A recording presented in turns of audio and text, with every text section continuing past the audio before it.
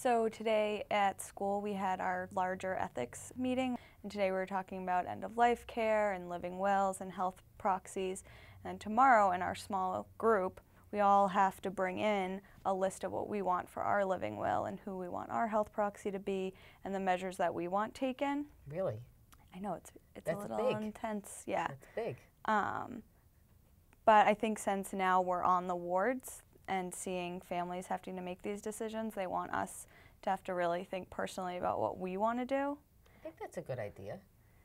Did you and Dad, before he got really sick and started chemo, did you guys have a discussion at all? Are you kidding? No.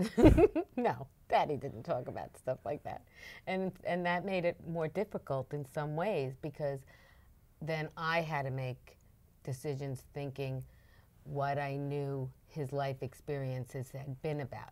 Do you wish you had, now looking back? I think I do wish we had. I do think that some of it felt like it was really hard for me to make those decisions and know if they were right.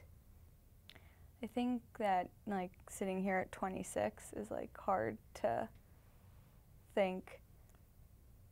I know if something happened to me now, if I were in a car accident, I'd want like everything done. I'd want to be ventilated. I wouldn't want to, I wouldn't want to do not resuscitate order on me. But if it came to the point where if I wasn't going to recover, if I was extremely brain damaged, I wouldn't want to stay attached to a machine. I would want, hopefully you, to be able to make that decision to let me go. I don't know that I could make that decision. I can't think that I would ever be able to have to say, I'm ready to let go of you. I just don't think I would be the person to do that. I would be unable to do that. I would be unable to say, turn off that machine, unless I really thought you were really suffering and not in a good place. I thought I'd never be able to do that for Daddy. But I knew that it was his moment, it was his time. It was the same thing with Poppy. When Poppy died, I knew. And that's what makes me I'm glad that we never put Dad on a ventilator. That's why I think once somebody's on a ventilator, I think it does become more difficult to make the decision about turning it off. But that's where you, as being going to be a doctor, is going to help people make that decision, because you're going to be able to tell them where someone is medically, where they are in their life medically and what the consequences of their actions, whether doing something or not doing something, is going to make a difference, don't you think? But that's going to be, I think that's one of the hardest things to do in medicine. Well, I tried to talk to Garrett about him making decisions for me. Totally freaked him out. No because kidding. I think he's like, you're the doctor, I don't have the medical background, how am I supposed to make decisions for you? And I was like, the point isn't for you to tell my surgeon what surgery to do or tell them what medicines to give me. It's to give me a voice when I don't have that voice anymore. And that, I think, is also what is good about a living will, because you do have a voice. Your written voice is there telling you.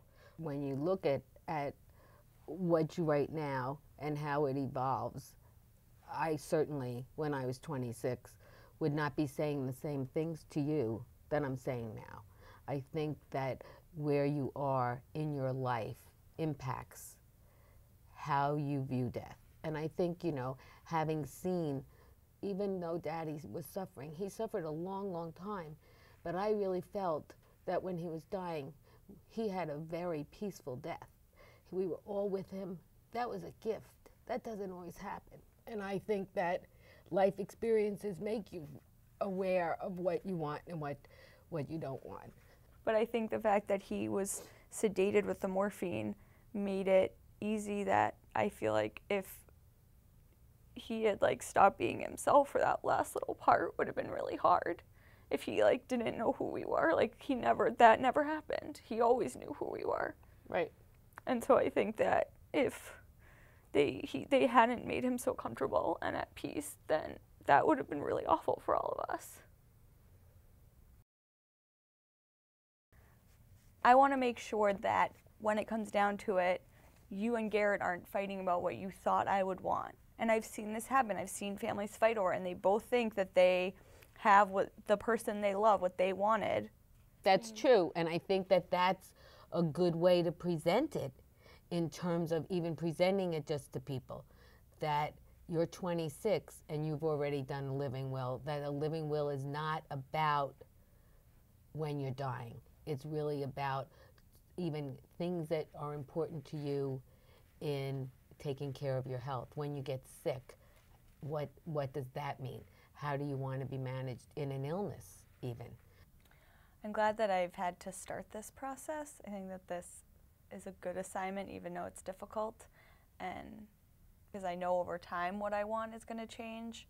But I'm glad that I've got to hear what you have to say, and moving forward, at least I have a starting point of what I'm thinking I want out of the end of my life.